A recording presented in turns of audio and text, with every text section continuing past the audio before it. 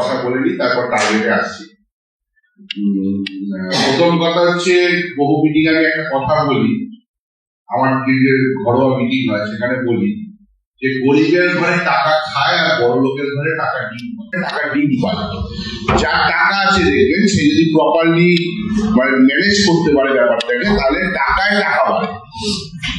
কেন কথাটা বললাম?